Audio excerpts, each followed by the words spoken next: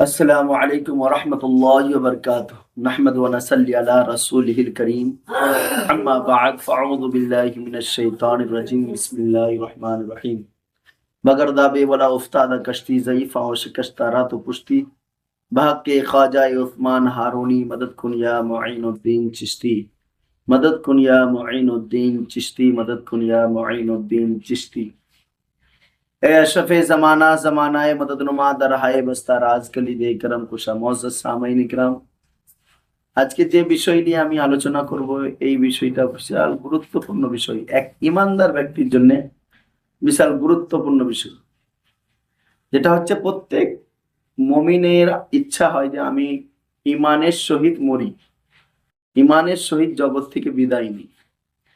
আর হবেই না কেন, ইমানের সহিত যদি জগৎ থেকে বিদায় না হয় তবে আমাদের কবরও খারাপ, আখিরাতও খারাপ, আর তার ঠিকানা সারা লাইফের জন্য জাহান্নাম হয়ে যায়। তো তার জন্য বলা হচ্ছে, যদি কোনো ব্যক্তি ইমানের সহিত মরণ চায়, মৃত্যু চায়, তবে 5 ওয়াক্তের নামাজে যে ফরজ নামাজে অবশ্যই সূরা কাফিরুন দিয়ে যেন সে নামাজ আদায় করে।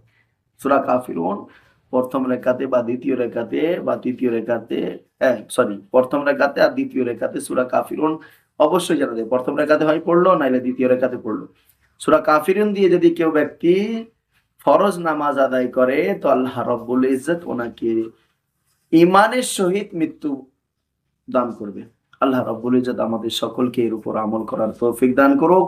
আর আমার চ্যানেলটাকে অবশ্যই সাবস্ক্রাইব করবেন, লাইক করবেন, কমেন্ট করবেন আর বেশি বেশি করে শেয়ার করবেন। আসসালামু আলাইকুম ওয়া রাহমাতুল্লাহি ওয়া বারাকাতুহু।